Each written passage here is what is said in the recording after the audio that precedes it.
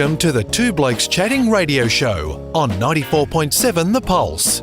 Music, interviews, news, and, well, two blokes chatting. Now, here are the two blokes. We do have someone special, probably one of Geelong's favourite sporting sons, a man who's not, I don't reckon it's very complimentarily referred to as the Rat, but Andrew Bews, good morning. Good morning, Neil, and good morning, Rob. Wonderful to be on board. What's happening in your worlds? Well, not a lot, because now we're not allowed to go out anywhere. I'm only allowed to. Rob is. I think we should be honest and say we're pre-recording this before the close down of not being allowed to go to people's homes and stuff. So there's not a lot going on at all, to be honest. So Bewsy, I wanted to have a chat to you about how that's affected you personally, because you do run a business, and for a period of time you were locked down from making an income, which would have had a hell of an effect on you and the family. How tough was that during that period? Look, I was like most business owners at that point in time. We doing it really tough, and more than anything, it's probably more doing it mentally tough, because you're basically not doing what you've chosen and selected to do and to serve your particular public, whoever it might be, your community, with whatever you're doing. I actually re-termed it as in locked out. We were we were locked out of our business. We weren't able to walk into it really and do what we really want to do. Having said that, there's always a plus, and I do tend to err on the upside of things when it's certainly not going your way. But and without being false about it, it was, there were opportunities to gain and benefit and create. We created new business enterprise versions of ourselves. We went onto Zoom. We did some.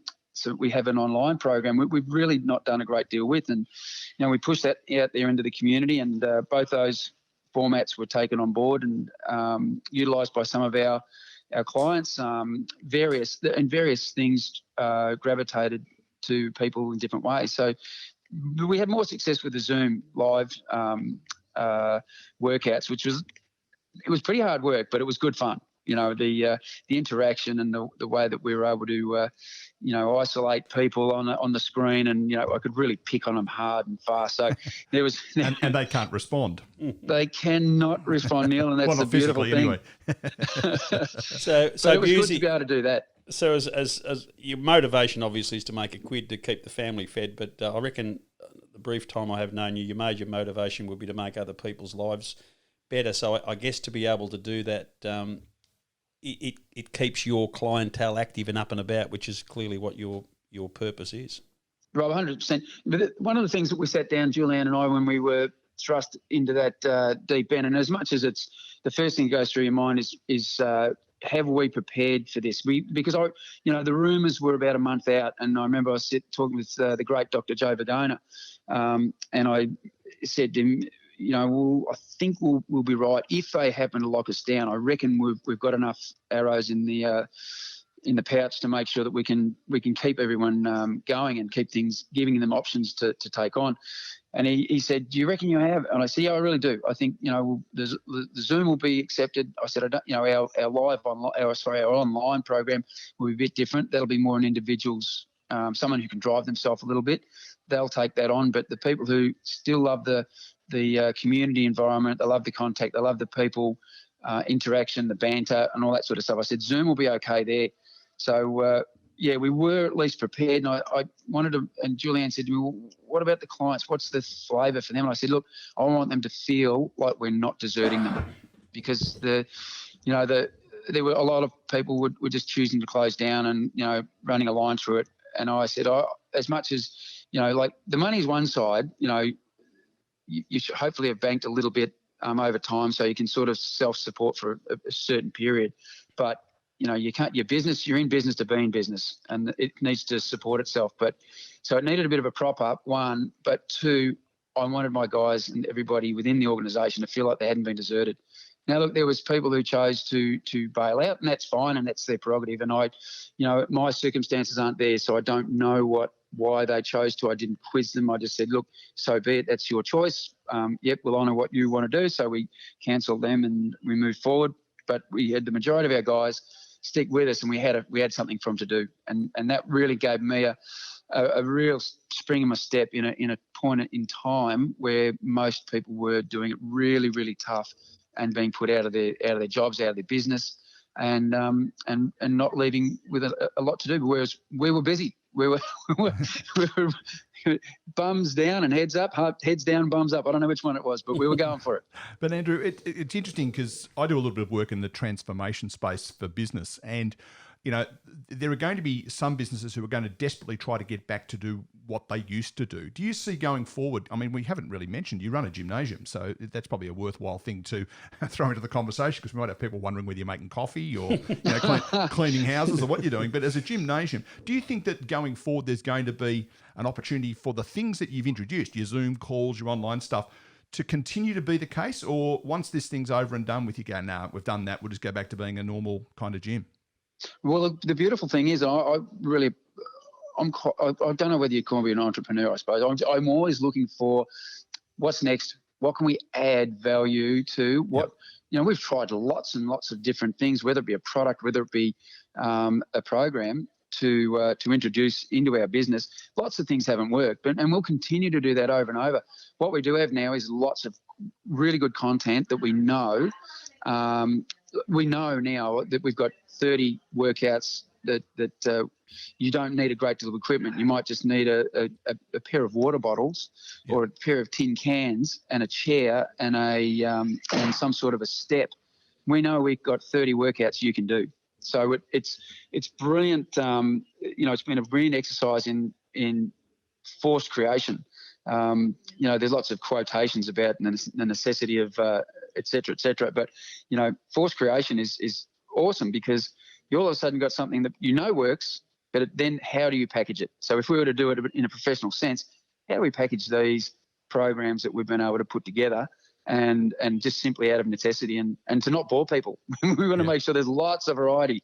So we made sure that there was, and so yes, we'll implement certain things. We'll package them up with a bit more strength behind it and a little bit more substance, so that perhaps it might be a nutrition program with the gyms, with the exercises, that we can then go, well, look, if you wanted to change your lifestyle but do it from home, you might just want to pursue a different angle, because of the some people just don't want to go out because they don't feel comfortable.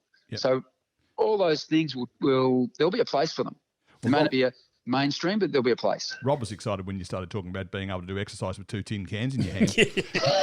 I've been doing that for 30 years. And the step involved is the one on his front veranda. So turning our attention to how a lot of people would know you, you played lots and lots of games of AFL football. I guess from my perspective, I see you as a Brisbane star who played a few games for Geelong. Rob would see it slightly differently. Footy these days compared with what it was like when you were playing?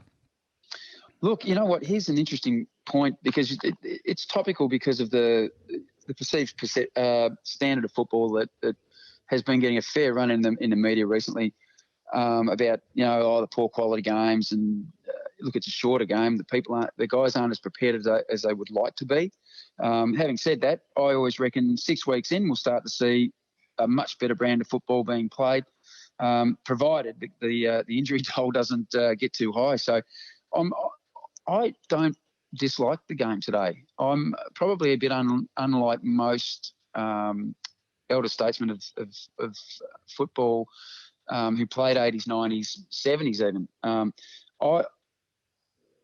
I've kept in step with the game, and I'll say that because I still have a hand in coaching, and I understand, in particular from a local point of view, we still try to implement everything and anything that is happening in the AFL. Now, it'll always be a downgraded version, but the style of play, the way to slow a game down, the way to speed a game up, the way to score quickly, all those things, I still see them happening out there on an AFL paddock.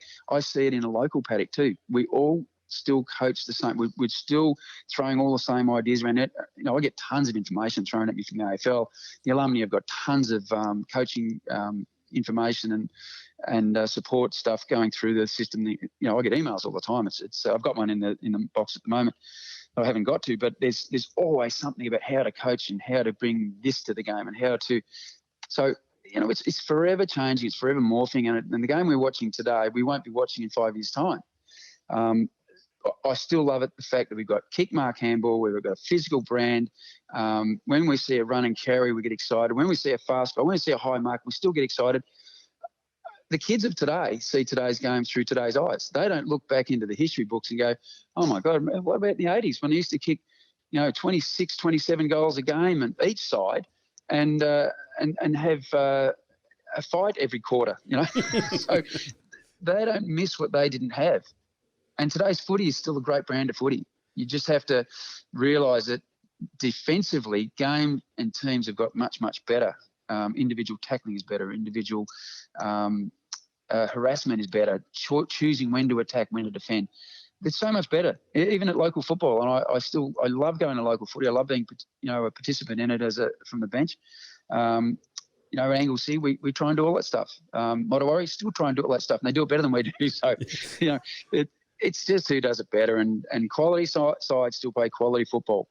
I'm excited by it. It's an interesting point you make, because I marvel at the skill. I'm probably the only old-fashioned thing. I just like to see more reward for effort. To me, it's a bit like watching a game of soccer. I'm staggered at the skill of the players, but when it's 0-0 after 45 minutes, I'm really not interested. And I do get a bit frustrated with a lack of scoring, which, of course, in your heyday under Malcolm Blight was common. If you didn't kick 18 or 20, you'd be really angry with yourself. And I think there was a period where you kicked 34 weeks in a row or something. So those days were the ones that I probably cling on to. But it's good that you, as a guy who's played it, appreciates what the players are doing and still appreciate the spectacle for that reason. Oh, there's so many. There is a lot of people in the mainstream media who beat up on the game consistently, and there's no reason to do that. I mean, particularly if you do still understand the game. And as a coach, and this might sound really naive, but we try to take the scoreboard out of the equation. So I'm probably trained now, 15 years of not looking at the scoreboard, or trying not to look at the scoreboard, because it shouldn't determine how we coach or how we play.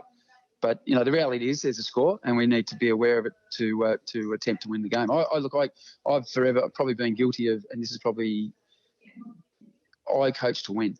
I like to see us prosper and see us attempting to win the game. I'm not a big saver of the game, coach. I tend to be more attacking. So I'm looking at the game a little bit more positive than some in that sense. So I really enjoy it. I still love the game. I reckon it's in great health, even though we're only seeing a smaller version of it.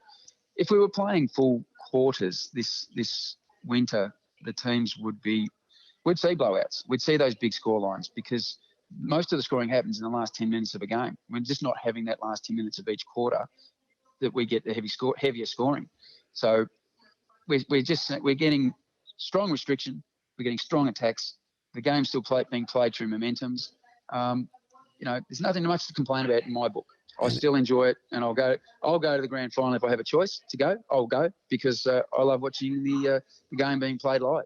And of course, the other added interest, of course, you have your son playing. I had the privilege of sitting beside you for a game. I think he was up to a game in the mid-40s, and at that stage he was still in and out of the side a bit. He hadn't quite cemented, and you were talking to me that night about it's just that continuity to get more games, to get confidence with himself, and the coaching staff to get confidence in him. Do you still nervously wait for the teams every week still, or do you reckon he's now an integral part of the group? It's really interesting, Rob. I never get wound up too greatly on his footy. I did that when he was a kid. You're watching, and you're used to watching them play, and both boys play a fairly head first into the pack sort of game. So you hold your breath for so long, and then you say, oh well, you can only have the conversation about protect yourself first, get the footy second. But generally that you can't speak that. That just happens out on the field. A kid will just attack the footy. I've got used to that. Whether he was in the side or out of the side is not my choice. So I remember chatting with Cookie actually one day. He brought this up at a presentation we were privy to be sitting at, and he pointed at me and he said, "Oh, this is an unusual parent, this one here." And I'm thinking, yeah, I'm unusual. I'll go with that. And he said, it's a nice way of saying strange. yeah, peculiar might have been the word. He said, he walked up to me and we were chatting about his young fella. Instead of most parents would be saying, "Oh, he needs to get played. This has got to happen. That's got to happen." He walked up to me and said, "Reckon he needs a run in the twos." And he said, I was the first parent ever to walk up to him and suggest that their son needed to be put in the twos and just find some form. And that's reality. Sometimes that's, you go back into the Frosties and you actually go back and have a lot of fun. I mean, if your attitude's good, you might be just out of touch in some part of your game, but to be able to go back to the twos and reconnect with having a bit of fun, getting a fair bit of the footy, and just the reason we play the game, you take the money and everything away. We play the game because it's fun. And you've got to always have that in your game. Otherwise, it's a chore. Otherwise, you're doing it for some wrong reason, and you end up playing poorly. So it has had to be, for me, always fun. And I think most people, when you strip back, they play because they love it and it's good fun. That's why they started in the first place. Yeah, that's right. Being that you're being targeted as a strange, unusual parent, you might not be the best person to ask this question, but there is a very healthy number of father-sons playing in the comp, which I think is great. It's right across the whole competition. Do you think that just having someone who's been there, done that, and as long as the kid's in a balanced family environment, that leg up rather than the actual breeding is the real reason these kids, so many of them, are making it? I think that every season, like he's been now down there. Jed's been involved at the Cats since he was 18. Now he was lucky enough. He was doing a course for his CETA. He was doing his CETA education, and that was a football-based program. And they get their VCE and all those sort of, and they get a couple of diplomas. They do it over a couple of more years than the normal schooling year. And so he was doing that, and he was able. They had to go and find a place that would employ them, and not necessarily get paid, but they'd somewhere that an organisation. So he was lucky enough and had to earn his own stripe, to go and do his own interview and sit with the guys. And they said, "All right, yeah, we'll take him on," and as a bit of a trainee. So he was doing all the video editing and all that sort of stuff, but in amongst the group, listening to the conversations. And he was not drafted. He was only a first year Falcon player at that time. But he'd had the opportunity to be in the environment. So, he's now, that's 8 years ago. And I look at that and think, wow, where'd that time go? But in that time, the parents that you meet with all the kids that come through the system, they have a mum and papa. So we all get to know each other. We get to integrate. We have great functions together. They're all good people. The parents have obviously brought the kids up well. The kids are... There's a bit of a no DH policy, which is great. It adds the fact that you don't have to worry that the kid's going to be a bit loopy, a bit left. And talent is one thing, and being able to play the game is one thing. But Geelong Footy Club value quality kids, and fortunately, quality up-brought kids. So the parents have done the hard work really, and then the coaches enhance what the kids got, and the coaches then also enhance the type of person they are. So. One thing about the Cats is they do that part of it extremely well, and they can, no one can be a part of that organisation and walk away saying that's done poorly. They do it very well, and that's not to say there's not trip ups, there's not mistakes that get made, and they're not golden haired children, but they certainly do. They work on it. They work on it hard and feverishly. So I'd be interested in, if I was to take Jed aside, or Sam Simpson or Oscar Brownless, and ask them, would they prefer to be Bews, Simpson or Brownless, or, Smith, Jones and Brown, with no connection to a parent that was obviously a really well-known name in the club, particularly in a place like Geelong, which is so isolated from the other sides. What do you reckon they'd say? Do you reckon they'd prefer to have a surname the same as their famous dad, or not? That's a ripping question. You like that? This is why we're on the hard-hitting journalism that is Two Blokes Chatting. That is a gem, because there'll be times, no doubt, that they'll go, oh, geez, that's a throwback from the old man. I've not been able to progress in some area somewhere, and it may have been not being allowed in a nightclub because of the surname. I was thinking specifically to do with football, but yeah, broaden it out if you need to. Particularly Billy's Oscar. Yeah. No, look, I think in general, and Hawks and Matty Scarlett and all those guys that have been father son through the period before.